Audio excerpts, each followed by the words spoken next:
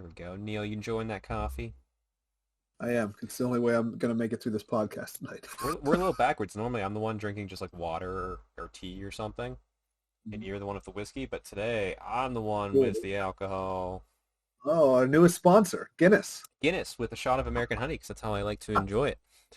Oh, wow. I don't know if that drink has a name. I should give it a name. You should actually. That actually kind of sounds like it'd be tasty. You take all a little bit of the bitterness off the top there. It takes all the bitterness out. It's just Guinness and sweetness. If you have a sweet tooth like me, it's the best. I'll think of a name. Probably some sort of dwarvy stout. I'll name it after maybe one of my dwarf farms. Maybe diabetes in a cup. How about that? No, it's only one shot. It's only one shot. It's not really diabetes level. Just checking. I like sweet stuff. I don't like too much sweet stuff. Boy. Episode 56, Strength Hammer Podcast. I think that's where we're at right now. Yeah, sounds about right. Neil, how the hell have you been doing, sir? Good.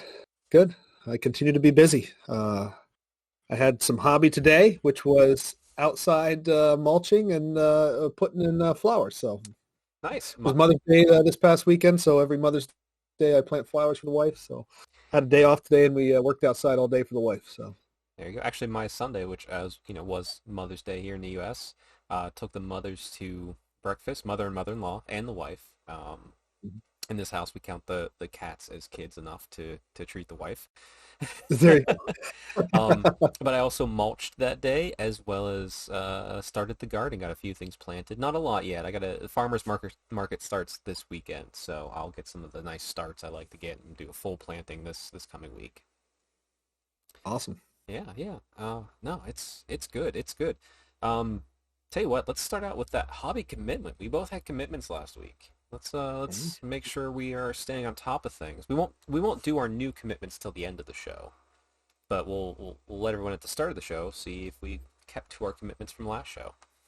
Well, let me run back here real quick. Talk amongst yourselves. I will gladly talk amongst myself. Oh, I can still see you. I mean, that's a lovely setup you have. So you're coming back. Here we go. There he is. There he is. Old mustachio cannon guy himself. He is done. Yep, that's awesome. He is ready to go. So is that models? Go ahead. No, I was gonna say, is that your final NashCon model, technically? Oh, not even close, actually. Okay. Because I have that. What was the box with the frigate and all the Bubble Boys and everything? I'm doing a Bubble Boy centric army, gotcha. Which I don't know, might be hot poop, but. Very soon. It appears that I have time to change it. Mine's gonna be more poop because it's just Argonaut Company. But what we were saying about painting KO.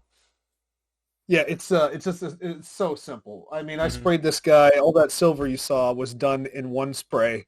I know that's blasphemous to some painters out there, but that is one spray of metallic silver and some non oil, baby, and I love the way it looks. That is tabletop ready, baby. I need to show you like whenever you see mine in person, because mine's lead belcher. Then I do all like the coloring, and then I do a non oil, but then I dry brush the silver back up with Vallejo steel. It's like I normally most metals I'm good non oil over top of silver is great, but that Vallejo steel is just phenomenal. So all right. Chef's kiss. But anyway, speaking of Chef's Kiss, you need to talk amongst yourself since you got your model. I need to go over here and get my model for my commitment, so hold on. All right. Well, if you notice some basing on this model here, too, that will enter into our topic of the evening as well. So a little foreshadowing on our topic here, if you don't actually read the title of whatever this episode is. Right, I can turn this light up a little bit here for the YouTube audience. Oh, that's the wrong way. There we go. We're getting it. So yeah, you met your commitment with the 1K model. I committed to painting the classic Watchtower from Warhammer Fantasy Battles. That's a thing of beauty right there. You did a great job on it. Like you said, I took my time. I mean, you see me. I painted. So I also did 10 intercessors this past week. Just basic Space Marines. I did those in 2 days. Transfer and all. This thing took 4 because nice. I took my time. Like you said, you're like, you know, and every time I thought I was done, I'm like, I can do one more thing. I'm so excited to have this piece, though. Yeah. Yeah, Nostalgia pieces like that, you got to take some time on. You just do. it's just pure nostalgia piece, and I didn't realize this, but apparently Watchtower is not a fun scenario for people in the game of Warhammer Fantasy Battles. I love it. It was the one I always wanted to play, which is why I wanted that piece so badly. Thank you to Brad, local club member, who gave me a built but unprimed one. Like, that was that fresh. So yeah, here's hoping Watchtower makes a return in the old world. Absolutely. Yeah, I could see. I'd love to see like watchtowers and stuff. Any kind of garrisoning type building being like an objective on the board. That would be really interesting, I think. I mean, But I think you and I will both be in agreement, and I know number of very prestigious and very well knowledgeable TOs who would agree with me here because I talk to them regularly. I hope they bring those models back so we can use them and buy them for Age of Sigmar, because there's no good fucking garrisonable terrain in Age of Sigmar right now. That thing's phenomenal, and we're lucky to have them in the U.S. Open. Like, Right. we just, because we got given some old stuff from GW to start us out, and like we've revamped it, added stuff, but we still use those on every table. Or the Realm Gate is kind of like a thing, but those look garrisonable. Right. Yes, they Right. are. Yes. Bring those in the manor back. Watchtower, which very purpose is to So be garrisoned. would I like to garrison this watchtower or these shambling ruins, since we don't have a fucking building? Right. Anyway. Yeah. Yeah. I hope they bring the old fantasy train back. I know they're bringing back the old models from what they said. And actually, a little fun thing. I saw some rumor. Apparently they're doing stamps. I think in the UK. Stamps? Yeah, for Warhammer. Stamps? Yeah, stamps. Like, you put it on a letter. Really? Great Book of Grudges did a short video on this, but there's 2 for 40K, there's 2 for Age of Sigmar, and there's 2 for Old World. And one of the Old World has white lions on it, which will make you and I both happy, because it's like, okay, Sure. yeah, they said they're going to give us the old kits back so we can make these armies, so that seems to be the case. Why would you show it off otherwise? Right. We'll see. But anyway, Absolutely. commitments. We are solid. Absolutely solid, Neil. Good. 1 for 1. Our streak is alive. Couldn't mess up that first one, you know? You can't. Although I was trying. Because I put every other piece of thing I was painting before it. But let's talk about fitness, then we do our other hobbies stuff. But fitness, how's your fitness been, Neil? You get some fresh air, I see. Yeah, it's that's about it. So I think what I need to do here, because my hobby commitment went so good, I think what I need to do here is actually make a fitness commitment to you here as well. So maybe we need to do a hobby and a fitness commitment. This will not be hard for you. This will be hard for me. So I will make a fitness goal of getting the old weights out 3 times next week. All right. So There you that's go. Hey, I mean, are you sure you want to start with 3? Do you want to start with just like 2? I mean, there's no shame in starting low. Just let's go 2. That's Yeah, probably the smartest thing to do. Right? hey, don't overcommit. Grow. Give yourself room to improve and go from there. So okay, no, that's fine. There you go. My fitness. I'm on a deload week this week, which has been really nice. My body feels a little beat up, not as much as when I'm actually doing like a true powerlifting program. I've just been gym broing it 3 days a week. But I still say, like, deload weeks are nice because, like, that's when I feel like how beat up my body is. Like, Neil, have you ever had a massage? Oh yeah, yeah. Okay. I've had 3 official massages in my 42 years on this planet. I've had 0, and I'm 37. 0. Oh my The God. most I had is maybe like 3, like those like 10-minute chair massages, like at like an airport or something. And I want one so bad, but I also don't know the etiquette, like as far as like tipping and like scheduling and I'm not worried about like being in my I'm not worried about being in my skivvies and all that. It's just like, but it's also like, how much is worthwhile price? How do I say like you can put your fingers through my back because I need it really hard? Like, it's like Oh yeah. and it's like, and every time I think about it, I'll just go lift weights instead. I don't like having my feet touched, and my wife and I got a couples massage on our honeymoon. She starts massaging my feet, and I was chewing on my tongue. I was she's just like, "Is this bothering you?" I'm like, "Yeah, it is. Please stop." You learn real quick after that first one. Just tell people, Yeah, yeah. No, it's well. Like I said, I get trigger points for different people. Like between my toes would probably be kind of like sensitive, but like I need someone to really like dig into my bottom of my feet though. Because I mean, I need everything. I need everything, head to toe. I could use a massage. no. I have no idea what to do about it. So I'm just gonna be a stubborn man and not do anything. Although, I'm getting a little feedback from you right now. Hey, really? A little bit. Well, let's drop this down here a little bit. Just a little bit. It's not bad. It's not bad. There we go. How we doing there? I think we're good.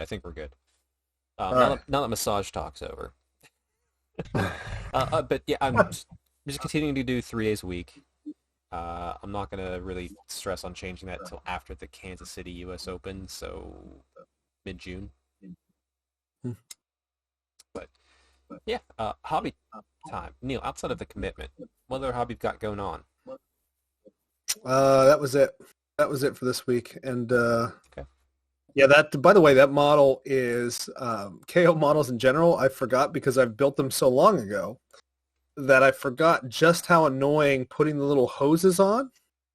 And now it's probably not that annoying if you have the right tools, right? I have this type of glue, which in general is a decent type of plastic glue, but I couldn't get it to come out, so I wound up clipping it off too far to try and get it to come out, and so now it pours out, and I have to like very, very carefully Is it a kind metal? of dab it on, Just, and yeah, is so that testers? I just made a mess of it.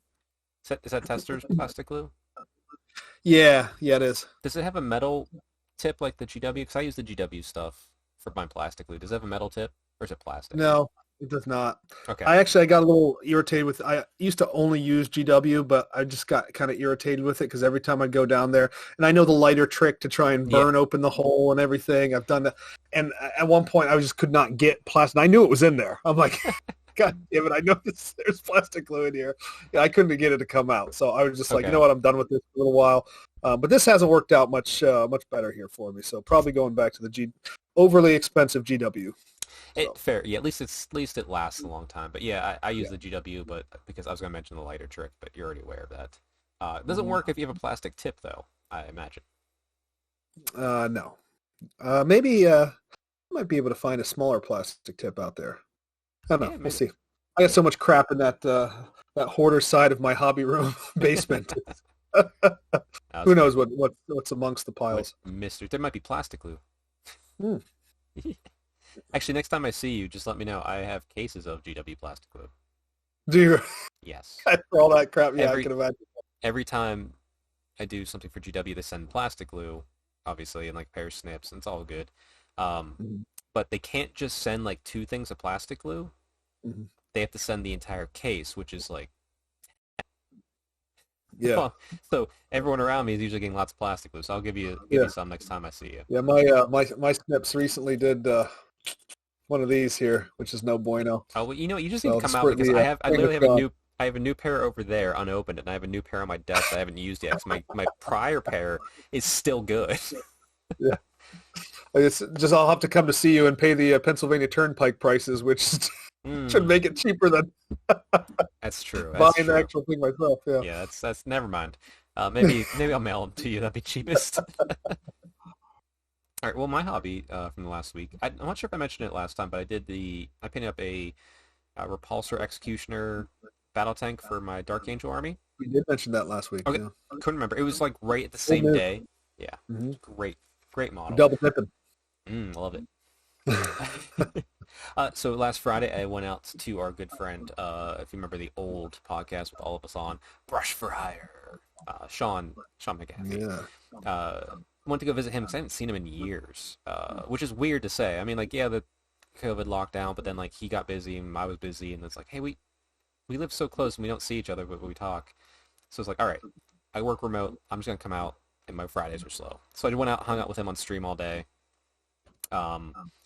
He helped me paint a bust, so like it was a nice little like demon lord bust. So I just got to play with colors, play with a lot of paints I don't have. Get some, he was teaching me, and he's phenomenal. It was fun. Like I wouldn't say what I did was perfect, but like he was trying to push me and do like a little bit more, and like just learn some things.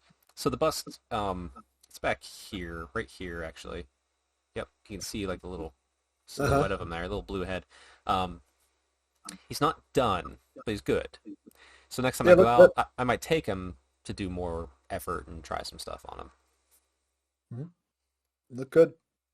Let's see what else. Other than that, oh, there was a club day this past week, but it wasn't for Sigmar or 40K. It was for Saga. Hmm. So which is like model agnostic. It's mostly historical. They also have like a they came out with like this fantasy type thing too. I forget when. Um, but the guys playing it, they're kind of all new to the club. They needed a new place. We were friends with them, so we just like, hey, join the club, be part of it. Got to hang out with them a little bit, watch their games. Pretty good group of guys, as you would expect. Um, yeah, it was interesting. I wasn't like opposed to it. I'm like, yeah, I have some ancient models. I'll give it a go. And the rule book was $15.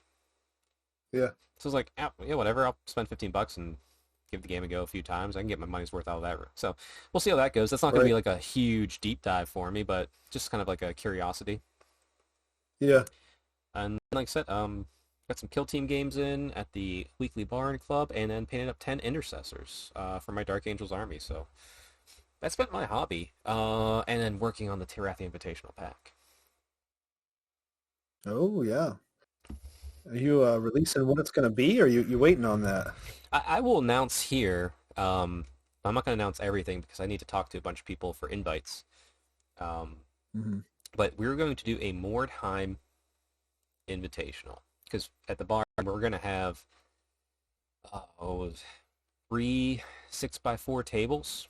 That's going to be all linked together to be a giant Mordheim board. We've been theming it, working on it for the past year and a half, so it'll be done in time. Uh, Nice. yeah, and like I said, it's going to be very loose and interesting. A lot of hobby focused stuff on it. People I'm reaching out to, we're definitely expanding. So got my list of people to invite, and then the backups if those people can't attend or whatever reason. So we'll see how that goes. Mhm. The downside is I already had a Mordheim army, and it was dwarf engineers, and now that I'm doing the Invitational, I gotta make a Tirathi, so I gotta do Dark Elf. So I gotta have a second Mordheim army now, I guess. Which Nice. see how that goes. I'm still playing it out, but this isn't gonna be till December, so I got plenty of time. Yeah, that's the hobby right there. It's Hmm. nice and concise. Trying to think if there's any interesting news going on in the hobby world right now. Uh, more 10th edition 40K stuff. Rest in peace, classic dreadnoughts because they're gone. I think it's the only thing that was announced today. Whatever. Okay. Sounds like a blue space marine thing. So It's good it's riddance. it's actually a bunch of Space Marine things. Yeah, it hits a lot more people than expected, but whatever. Mm. I can't tell you last time I used a dreadnought, and I love them. I have them, but they can be memories. That's fine. So Mhm. yeah. With that said, let's jump into the main topic. Neil, you came up with this topic kind of off the cuff, and I really like it. So why don't you bring us on in? So I kind of want to talk about like finding your hobby niche, or niche, or however the hell you say it. Nietzsche, Um, hobby Nietzsche. niches. So what kind of gave me this idea is, when for the other week we talked about, kind of getting your start in a hobby and everything. So um, one thing that can be kind of overwhelming is when you go in, you first start in this hobby, right? You start painting your first models and everything, and you see you got your white dwarf maybe, right? Or you got your rule book, and you open it up and you see all these models and everything. You're like, oh, wow, that's cool. Okay, I'll get my model and I'll paint it up like that. And then you paint it, and Doesn't look like the picture in the book. doesn't look like the picture. In fact, it looks like you might be melted crayons on it, and you're wondering what in the world you just did to your $150 model that you just bought. We're very proud of, and almost Yeah. look better in the gray plastic than what you've just done to Now it. don't worry, you can Um, always repaint. you can always repaint, and you can strip, but you may not know about that stuff. But Exactly. what I want to talk about, because I would consider myself a pretty average painter in the hobby, where when I was kind of starting out on this, and I was kind of, I would guess that not even starting out, but I was kind of in the middle of my hobby, kind of getting into Age of Sigmar a little bit, and I wanted to, how can I kind of make some of these models stand out? Because nobody's ever going to look at my models and be like, oh my gosh, wow, what a paint job. That's incredible. That's number one. I don't have the stamina for that, and I don't have the drive to want to do that, and I'm pretty sure I don't have the skill or the ability to ever even attempt it. So I just don't have a lot of interest in trying to paint to like a super high quality. Tabletop's good enough for me, but I'd still like people, be interested in parts of my hobby or find a part of the hobby that I can do really well. So for me, that was my dad had always done terrain on like train tables and stuff. So I thought to myself, wouldn't it be kind of cool with some of these bigger bases that you were seeing with Age of Sigmar and everything to almost kind of make the base almost diorama-ish, right? Just to make it look really kind of add to the dynamic qualities of the miniature. And I have to say, when you were doing this, I was still flocking green flock on my Sigmar models. Like I was still on the old fantasy mode, and you're already like, boom, this is what I need to do. Yeah, diorama. Because I was when I hit Sigmar, I was in so hard that I wanted to find a way. You were in Sigmar. You were all the way. Oh man, it was so hard at the beginning there. So if you dig through my Twitters, you can find I have a model of an Archaon where I went and I took some some fiber optic LEDs. We put one of those take and bake Stormcast. He's laying on the ground like this. I've got the LEDs kind of going out of his chest, like his soul's bursting back, to Aesir. So that's how I chose to kind of find my niche in the hobby, is to make kind of an interesting base, right? And I think that's a quality thing, a quality way to explore the hobby as well. Now, it doesn't have to be that. And so what I kind of want to talk about a little bit was just other types of things that you can do, other types of ways to explore the hobby space to maybe you're not the best painter. Maybe there's something else. Maybe you're not the best gamer. Maybe you're me and you're going to win maybe 40% of your games. It's probably high, so. No, I think anyway, Chuck, do you have anything that you want to do?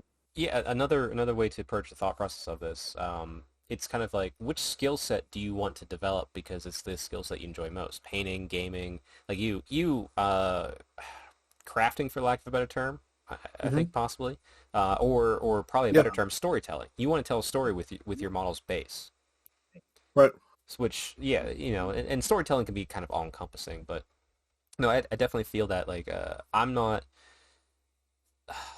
It's. See, I'm in a weird, like, what really struck with me is when you said this is, like, I'm in a weird place, because, like, just by my nature, with not just Warhammer, but just life, I'm more of a jack of all trades, master of none.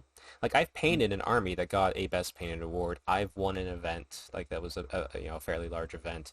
I've written lore. I've play tested. Like, I kind of do everything. So, kind of comparison, I found a few things I enjoy, and that's kind of where I put my effort in, like, but it shifts around for me, like what my skill set is. So it's a very interesting topic because it kind of ties into that hobby journey aspect of, you're going to find the thing you love and enjoy it. That doesn't mean that thing's going to stay the thing you love. You won't hate it, but you might shift your focus at some point, and that's okay too. You might not shift your focus, like Neil.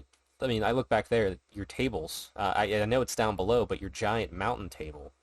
Like, it's down under there a little bit. I can kind of. There it is. There it is. Down underneath there, yeah. But yeah, I usually sit on top of the table, but. But like it's you very much have focused a little bit more than I think I have on one particular thing, whereas I've bounced around a little bit. But I also think I couldn't build something like what you've built there. I couldn't build that. I never even thought about doing the flying KO army like you have. Never even crossed my mind because I haven't put the skill and effort into that type thing. So it's really, like I said, it's a fascinating topic for me because I'm a little too over the place to say I'm close to anything.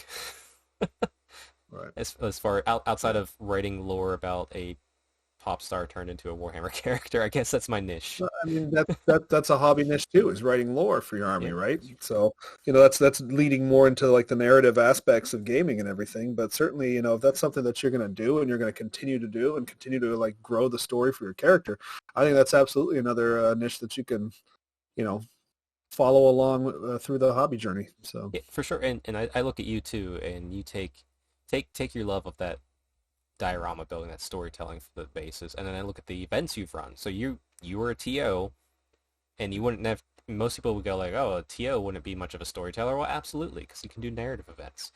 right. So you are taking your skill set and using another skill set that you're not proficient with, and you're using the skill set you know to also train up another skill set to find another niche you're good at which blends together to become narrative events. Yeah, and I built a lot of, kind of a lot of hand-built terrain for some of my Mm-hmm. events. That terrain is unfortunately been melted through shop destruction over time. But As it does.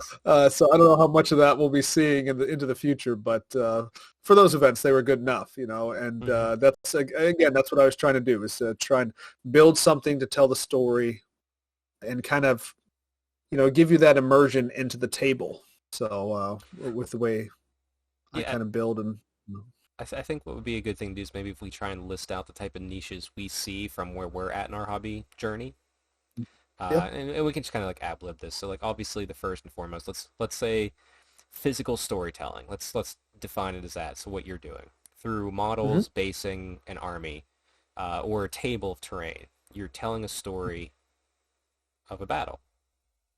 Right. I would say you could also add display tables to that For, as well. So yeah. if you go to Adepticon, you'll see people who, and this is actually a category that you can win at Adepticon too, I believe. At least it was at one point, Mm-hmm. last time I was there. So you'll see some amazing, amazing terrain out. I saw Display some boards, yeah. giant castle. Was that the one that won this year? I don't know if it Um, was for an award. I think that might have just been. I think they were like almost like commissioned in a way to do that. I don't really? know. I don't know, or like something like it. But like they went all out. Not they weren't going whether there was a award or not. They were doing that. Right. So Okay. like yeah, like their Yeah. passion was into it. But you'll see a lot of cool stuff at the bigger events with display tables, and that is a hobby niche all on its own, I would say.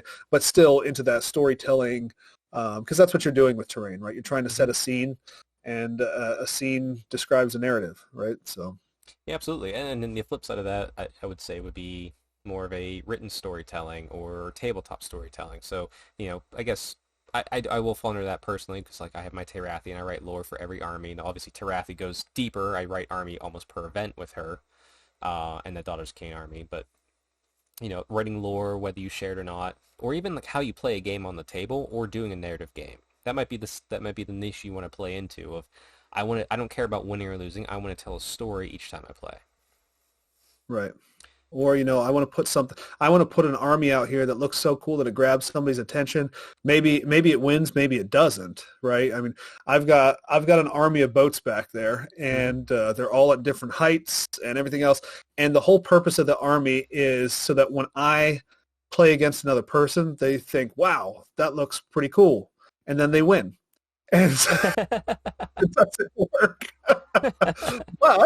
but like, hopefully what I'm doing is I'm giving them I'm just kind of enhancing their experience on the table just by have something cool to look at and play against. Passing some Right. inspiration along, which it's interesting because that ties into many aspects. So like a very cool looking army or cool themed army, but that could also tie into kind of like one of the other niches, which is painting. Because there's Mhm. so many people that I know in this hobby, whether personally or just through online presence, that paint Warhammer or Mhm. wargaming stuff, and they don't play. They might look at the lore a little bit to help enhance their painting, but they're just painters. Now, it's not all of them. Some of them play games too, and they have these amazingly painted armies. And you look at it and you go, I don't want my models near yours because I don't want to accidentally scratch your model with my my model. Oh yeah. I But can't tell you how many times I've been at events being like, I don't really even want to play on the same table as this guy, not because he's a bad guy or anything. It's just like his models are so nice that like I don't want to even like push my bases next to yours. it was when Like, someone's painted rims are cleaner and smoother than yours, you know you're being outclassed. Right, right. And I would say, if you listen to last or watched last Big M's Power Hour, on there was he army like that, a Stormcast army. Actually, everything that guy paints is Yeah. it's pretty impressive. So yeah, It is, but hobbying to, to tell a story is fascinating. Like I've enjoyed doing that too. I've done that with um over time. I've done it with my daughter's cane. I do it a lot with my dwarf armies right now. Mhm. Because they tell a story by looking at them. You know, like even just basic is like the basing. Like you can tell they're in Shaman because it's on like metal bases. Um, Right. and you can see like a bunch of the old depossessed influence within it. But yeah, it's all over the place. And then best painting, like I said, I took an army and tried to paint as best as I could. Doesn't mean I'm not in the class of those really top tier painters, but I did well. Um, Right. but yeah, but that's absolutely niche you can fall into, and there's so much to learn. There's so much knowledge out there, especially for like painting. Whether you go for, Oh, yeah. Oh, Vince yeah. Venturella, Ninjon, Miniac, Sam Lenz. I could list name after name. James Wapple. Um, I could go on and on and on. Sean, Brush for Hire. Yeah. So like, if that's a niche you want to fall into, or if you look at those pictures on the box and you go, I want to paint better than that, you absolutely can, and that's Yeah. absolutely a great way to partake in this hobby.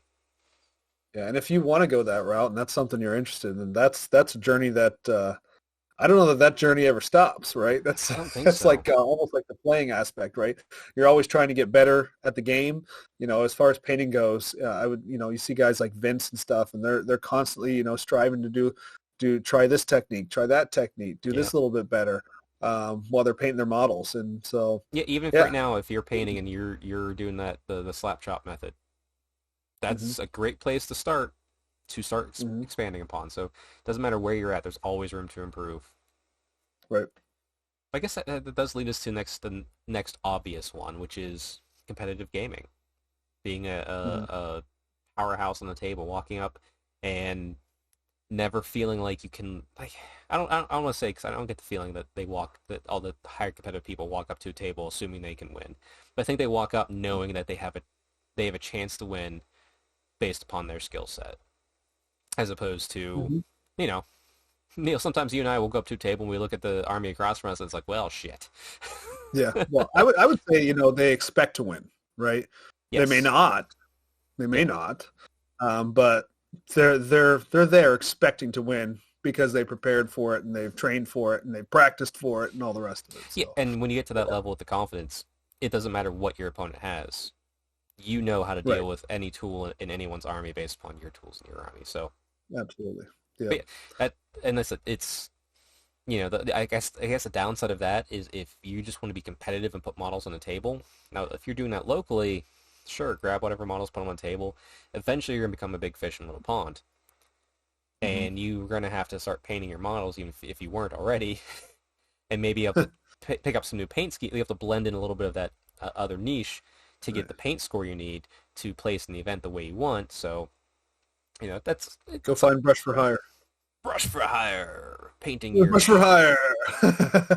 No, actually, we can't do that joke anymore because he's not gonna be painting army shit.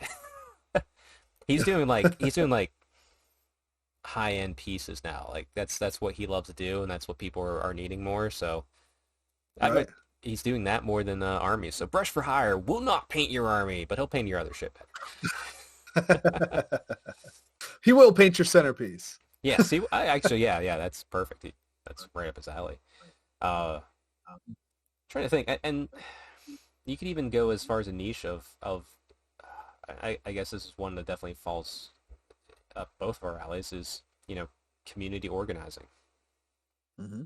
If you like Oh this yeah. hobby on every basic level, but there's no one around you that does, developing a niche and finding a niche of organizing people is very handy. Oh, 100%.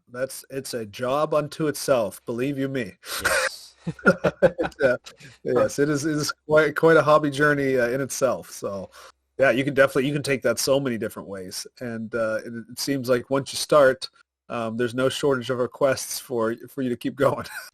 Yeah, it is, and eventually you have to grow the next generation and hope they eventually can take over. But Yeah. I mean, it's years away, but yeah, no, I mean, hobby organizing and community building is something I actually do really enjoy. I mean, I enjoyed it back at the start of Sigmar, when I helped Mhm. organize the U.S. community to talk to GW, along with a few others. Mhm. I enjoyed organizing my local club whenever the club leader went down and out for a number of years. Yeah. Um, and I enjoy even just like building as far as like getting other people hyped for like fantasy like I have been in other states just because I got to meet so many people throughout my journey. So community building is Right. very, it can be local, it can be regional, it can be national, it could be global. Like, it's, Yeah. Oh yeah. You can take it as far as the same thing with competitive gaming or painting. You can take it a long way. but you have to genuinely be a nice, kind, and caring and patient person, I think, to do that to a level, as Yeah. from my experience. If you're not Mhm. any of those, you could probably go succeed on YouTube, because if you Yeah. can't do There's anything another else in one, this right? hobby, if you can't do anything Yeah. else in this hobby, if you can just be a shit and talk shit and be miserable about this hobby, even though you enjoy it, you could go be successful on YouTube, There you go. Twitter.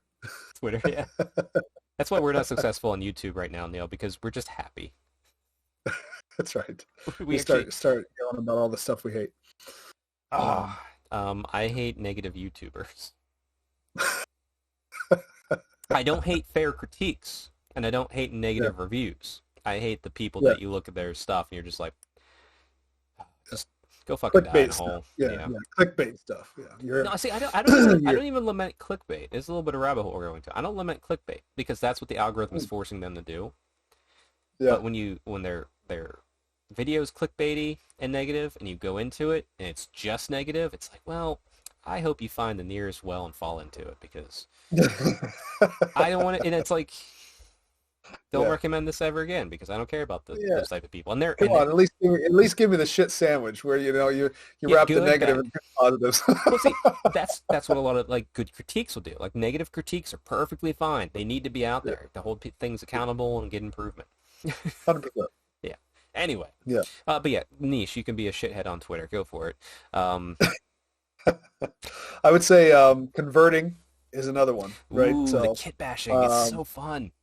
converting armies. That's another way to tell. This kind of falls in the storytelling, potentially storytelling. Maybe just want a model that doesn't look like anything anybody else has.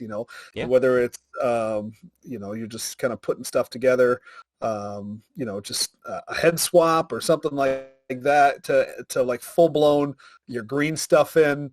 You're doing all sorts of that kind of. So again, you can take that to all sorts of different levels as well. You're actually sculpting your own miniatures. So I Hmm. would point to our friend Alex, who has this halfling army that I really truly hope he doesn't bring to any of my events anymore, because he's won coolest armies so many times. Every time it shows up, seems like it wins. Nobody's been able to unhorse him just yet, He's or unpony him at this point. he has been working, or thinking about working on a new Sigmar army. So Nice. I think he'll be good by the next event. Hopefully, There we go. we'll see. I wonder if the is he going to rebase that army that he's got there? Is that going to stay cities, or what's going to go on with that? I I wonder. mean, gotta wait to see what the cities book is when it comes out. Like, Mhm. because if he can be a just straight up proxy for something, why not? Why change? Sure. Sure. Um, Yeah. I get that too, because like, as I wait for the cities books, I have an Anvil Guard army Mhm. because I like Anvil Guard. Anvil Guard doesn't exist anymore. I did that as a narrative army. So if the book comes out and that city's not there because it's technically gone, because we have Harkonnen Mhm. now, Mhm. um, I'm actually waffling through the thought process of, do I just leave it as like a relic? Because I have too many armies, so I don't need to play it. Do I leave it as a Mhm. relic? Do I convert it over to whatever a new thing would be and kind of write the lore to adapt to it?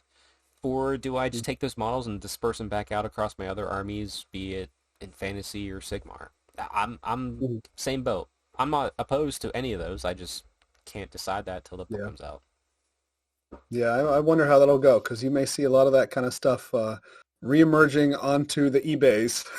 So, which would Well, be great for anybody who's starting into Old World. But yeah, well, see, I'm excited too because, like, with the new campaign coming out, Harbinger, is that the name? Yeah, I think that's the title of the news. Harbinger, Yeah, that's the yeah, new narrative supplement series coming out for Age of Sigmar. Mhm. It's the two places where I've like my daughter's cane used to be in Guyran. I moved them to Akshi prior to the Mhm. Marathi apotheosis thing and taking of Harkoran. This army of cities is my soulbound character who was part of the Terathian cult in my daughter's cane, but she was native Anvilgard born, so she sided with Anvilgard, left the cult. So now it's been like a rebel faction fighting against her, as Anvilgard survivors. But I'm like, well, maybe I can take that army into Guyran now as part of that narrative. You know what I mean? Mhm. We'll see. We'll see. It'd be cool to see how you do it. Yeah, I'm trying to think. Like, so I've been more in a narrative thought process lately. But beside the point, niches in this hobby. Um, Yeah. Being a content creator, I think, is in a way a niche because I do look at us and we're not. I don't want to say we're bad. We're not bad. We just don't promote. We just do our own thing. Like the Mhm. goal for us is to get here and I think talk every week, Mhm. not necessarily to actually put out a show people care about. Yeah. Like this show is This for is for us. noise while you paint is Yeah, basically what we're going for here. And then hopefully maybe you enjoy a little bit of it as you're doing it. yeah. So I wish to talk to Neil every week. That's what this podcast is about. I get to talk to other cool people too. We're gonna start bringing some guests on too that I've been talking to in the background. But Mhm. I don't. I post this on my Twitter when it comes out and the Discord. But we have a Discord by the way, everybody. I should link that. That probably like this is what I'm talking about. Mhm. I'm not good at this stuff, but I don't care to be. But like I could go post this on Right. all the Facebook groups, and maybe we could have 1,000 subs, and maybe I'll do that one day when that urge arises. But like, learning algorithms and talking about what you love with either yourself or with friends, and figuring out how to portray the info in an interesting way that helps you grow an audience Mhm. is is a niche. And there's some great Mhm. people out there that do wonderful things with it. Like we look at Alex Fithammer. Um, he was on Instagram after me, and he wasn't even called Fithammer, and he changed it because like he was enjoying what I was doing, so he was doing it as well. But he really like leaned into the algorithm. He learned how to do it, how to post, when to post. He took class, like he paid to take classes on like Mhm. how to be a coach. Like he went all in, and you look at his growth. Like I'm 2,000 people on Instagram, and it's taken me years. He's at 34, 37, something crazy, which is like great. Wow. So like Yeah. it's a niche, it's a skill set for sure. And to be fair, like I don't think you can make a living off of it, not for a long time, but you can make some nice, side cash to help fund your hobby within doing that sort of stuff if you really want to put the effort in. But it's a lot of Sure. effort. So Right. And no such thing as passive income. You got to work for everything, right? yeah, you do. Nothing's free. I'm trying to think what like so we've hit on physical storytelling, literature storytelling, tabletop storytelling, Terrain painting, building. I terrain mean, building.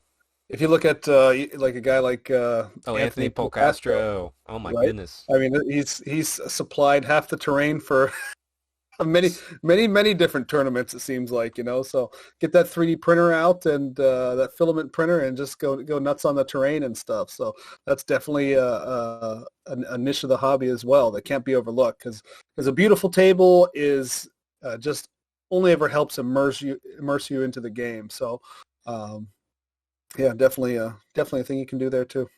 Yeah, absolutely. And like I said, and maybe too, uh, maybe I really enjoy army building more than much else. I don't mind, and I love having an army of 100 models staring at me in the face, going, "Paint me." I'm like, okay, I can do this.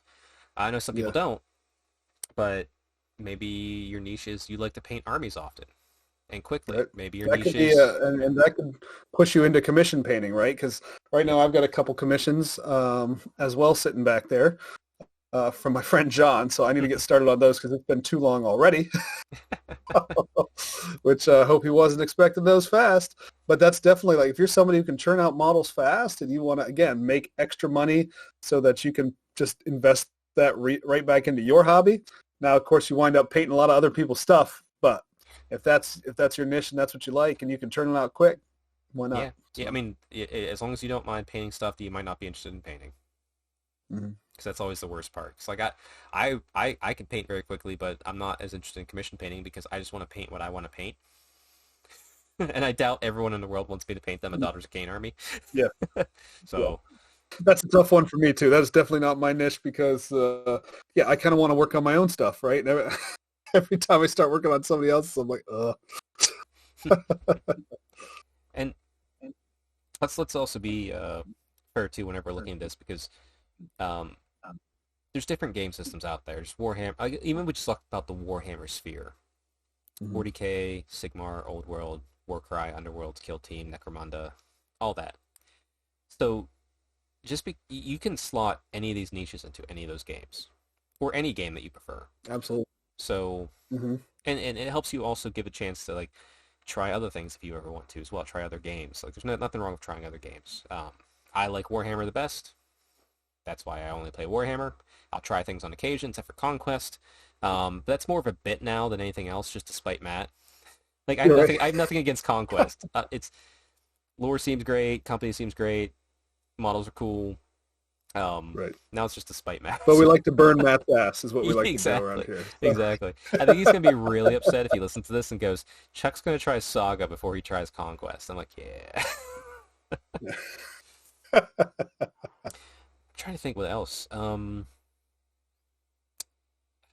think It's hard that's, because like we've used some broad terms. Because I'm thinking maybe some people like doing like campaigns, which it kind of falls ooh, underneath narrative. I mean, that's kind of maybe like a sub niche yeah, of falls into community building kind of thing, yeah. TOing, all that kind of thing. I would say is if you're kind of dialing down a little bit. But yeah, campaign running is a very difficult thing to do in this hobby Hmm. because campaign running depends on people's availability. Yeah. Most of us are adults with lives, and so it becomes, you got to really find the right group that are going to be able to keep it consistent and everything. But yeah, it's absolutely some of the things that got the most attention I think I ever did on my Ren 4 page was that map campaign that I Oh ran. I mean, yeah. people were getting We were getting hot as hell about that. It feisty. was We were pissing Neil off. they were they were intense, baby. I mean, they loved it. I Well, mean, it's like they wouldn't have been intense if they didn't care, right? And see they everybody cared, man. So here's where that went wrong. Everybody had a group, and within that group was the one person who actually read everything that you put out and said, "I know how to break this shit." So right, right, it right, wasn't like throughout the course of a week you'd see lots of hobbies spread out. It was last minute, 11:59. Everybody posts 17,000 pictures, and Neil goes, "Jesus Christ, fuck you all." right. I'm It was a flawed system. yeah, it's Fun but flawed. Yes, which very flawed. with this niche thing is this skill sets be developed. Learn that you're going to fail, and you're only a failure if you quit.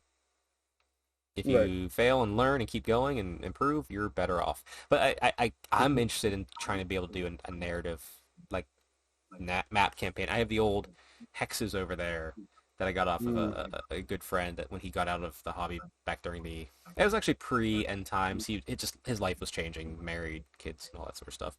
Um, and I want to use it so badly, Oh, I know. but it's like It's cool. for me, what keeps stopping me is like I'm like, okay, I have this set group of people I'd love to do this with, pretty much which is the barn people and the strength hammer crew. Hmm. But like, can we get together once every 3 months for a day? Like, is that possible? Yeah. Like, I mean, it's possible, yes. I haven't really put it forth, but it's also that's still asking a lot considering some of our lives. Like some of us Sure. have Sure. kids and this stuff, so Yeah. it's a skill set I'd love, but I think it's definitely a skill set being able to lead like that and also participate. Right. Yeah. I still think that's something that's completely possible. I feel like once every 3 months, 4 times a year, should be able to make that happen, right? So, but we'll see. Yeah, it is, but I also worry about you know, the wives and the spouses because I'm also asking for the invitational that your guys are always invited to. Oh So it's yeah, not yeah, asking yeah. four, it's No, asking and then I'm five. asking for things too. Yeah. Yeah, exactly. And I don't want to Well, impose my wishes upon you guys to ask for the favors and the extra brownie. Yeah, it's sure.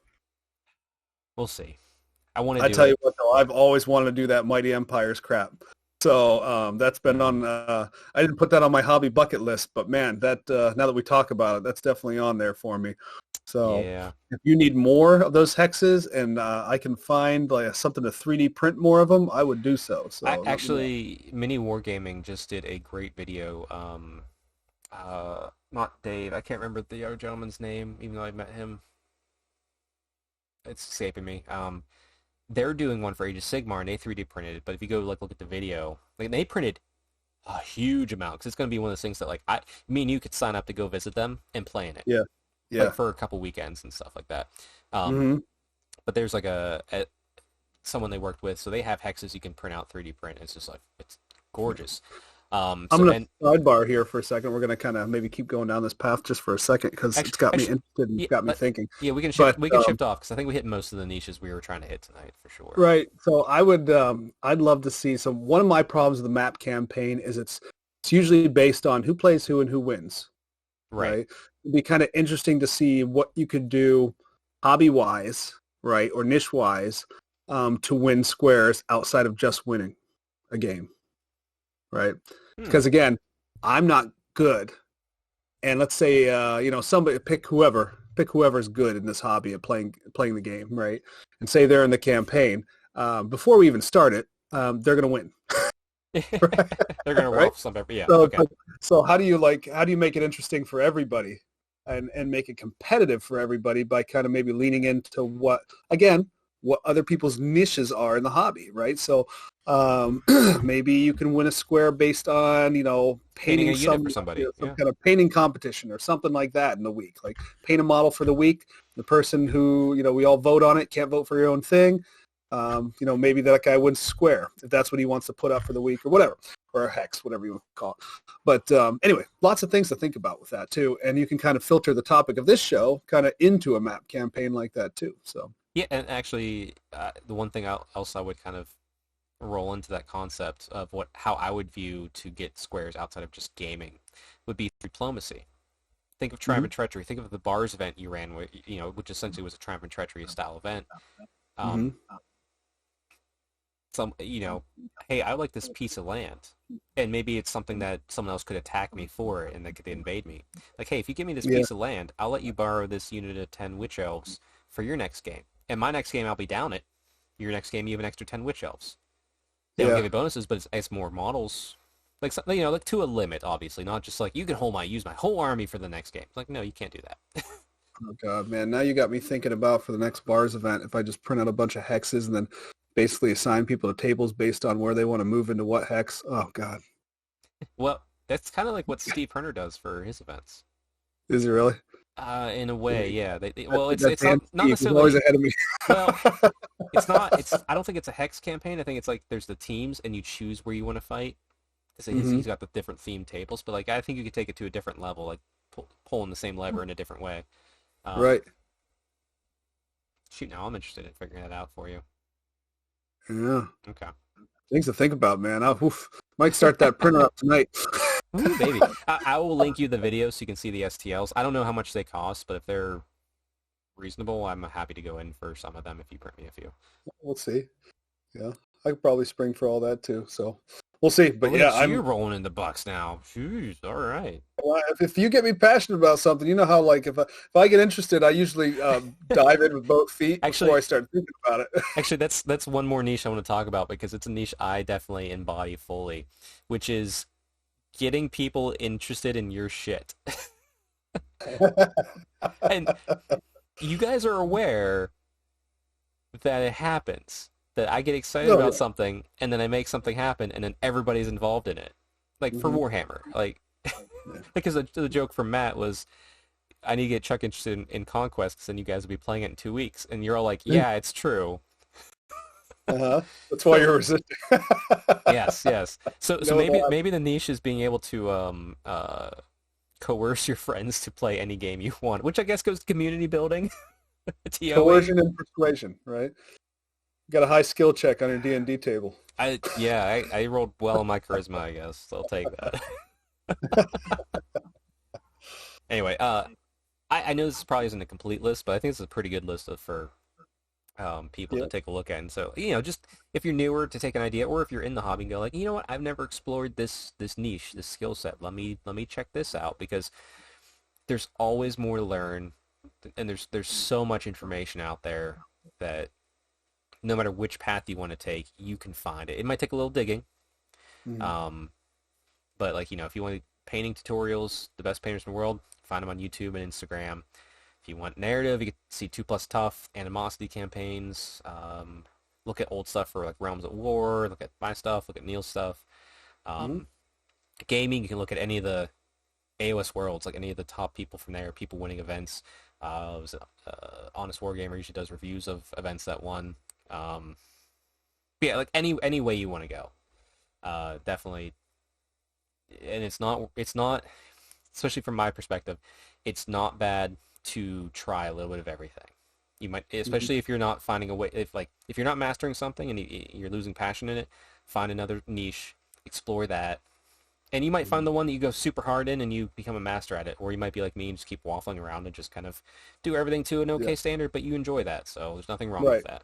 Yeah, that's what I'd say too. Like, I like building terrain, but you'll find people who are a lot better at it than I am. But like, that's how I like to tell my story. So it's not necessarily a competition type thing for me. It's just like that's the joy I get out of the hobby, and so that's kind of where I tunnel my efforts sometimes. So maybe more than other places because I hate building. I hate building models. You have to build models if you want to have models. So I do it. So, but building, converting, that's all a thing as well. So yeah, just do it to your enjoyment because this shouldn't be work; it should be fun. Yeah, enjoy your journey and you'll find your path along the way.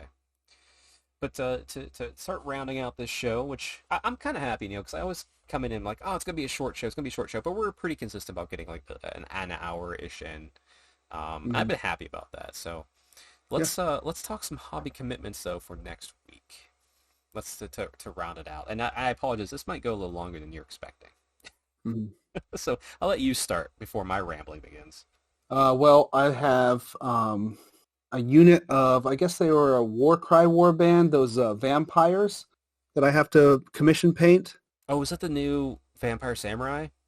No, no, these are the older ones. It was the guy who's had the wings, the vampire with the real long hair and the Oh, rapier. the Castlevania heroes. Gorgeous Gotcha. Yeah, models, and yeah. I always wanted to have them. I never had them. Then I offloaded my Soul Blight army. So, and and the guy who I gave it to has these models now and needs me to paint them. So, this is going to be kind of I'm going to enjoy the process of actually doing Yeah. some commission work for him because I've always wanted to paint those models. So, that's what it's going to be for next week. I don't know that I'm going to get through all of them, but we'll see. Okay. So, No, that's what's how many models is it in that? four, Four. Okay. four. Yeah, Yeah. that's not bad. Um, I bet you could get through I'd two at also like least. to try and get a game in this weekend. So I don't know if that's going to happen or not, but I'm going to shoot for it. So Okay. So paint a Warcry warband to the most that you can while enjoying the process, and maybe get a game in. hmm My hobby commitments. So this is, I apologize.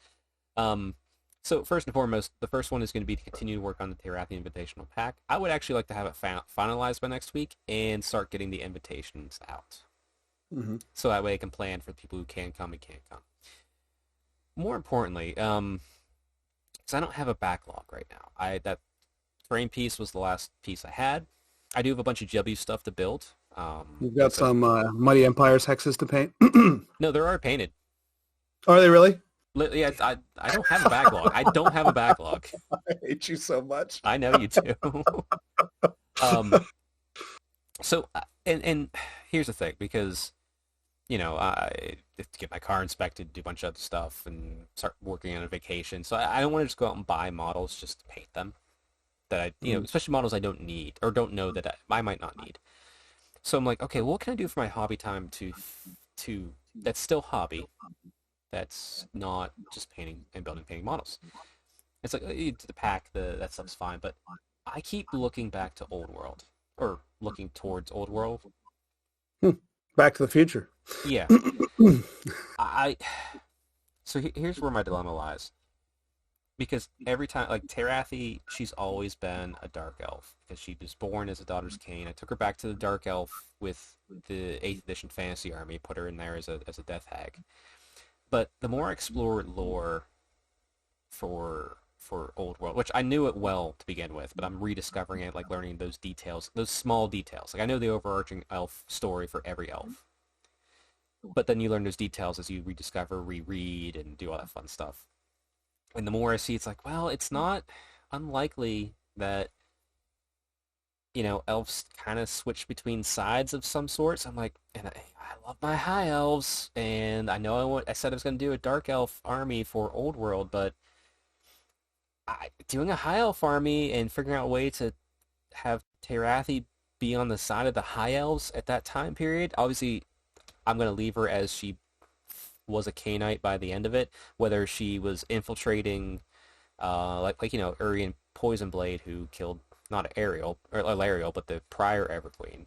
Like, he was a dark elf, but he lived as a high elf for a long time to set up that assassination. She could be doing something like that. It could be that she just wrong place, wrong time, and she falls, and she eventually becomes a Dorichi. Like connections, ties. Like, I'm trying to think if I want her to be a high elf in that prior time period, or at least in a high elf army. And then, but then Well, also, considering they lived for thousands of years, you got a lot of time period you can play with. yeah, Terathi's clearly alive. There's no doubt in my mind. She's gonna always be alive to me. But it's also like, I can also make her wood elf. Like, all the elves are really cool. Like, I love elves. Mm-hmm. And I love the old world elves so much. And it doesn't help too. It's like, okay, sure, the dark elves aren't going to get love right away, which doesn't bother me. Mm-hmm. Because when they do get love eventually, it's going to be phenomenal. But is there a reason why I can't, like, can I fit Terathi into multiple elf armies? Is that depleting the character? You know what I mean? Like, is that like making her like too thin? Should I branch off in the family tree even? I'm like, I've even dabbled even back, if we jump all the way back up to Sigmar, because like we have Iliatha for the Lumineth that do clone twinning, twin clones, whatever you want to call it. I'm like, well, what if I cloned Terathi and threw her in other places, but it wasn't Terathi, but it's like, that sort of concept in the past too. I'm like, what if Terathi had a twin and we just didn't know it? There You you know go. what I mean? Like I'm my mind is everywhere, and I'm so undecided. Now I know I have lots of time. We have rumors of release date and all that sort of stuff. Well, it is what it is. But boy, am I so undecided. So honestly, like, it's a weird hobby commitment, but I'm going to, I think, take time this week and kind of soul search of what I want Terathi to be in that prior time setting that's coming out. Mm-hmm. You're just sitting Which there is like, probably gonna, yeah, gonna tunnel you into your full Warhammer army at some point for Old World. So yeah, important decision. Step one.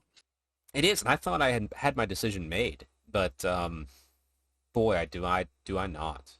And I know a lot of people are out there going like, Chuck, you're a fucking idiot. Yeah, I am, and I enjoyed this part. This is my niche in the hobby, so get bent. Mm-hmm.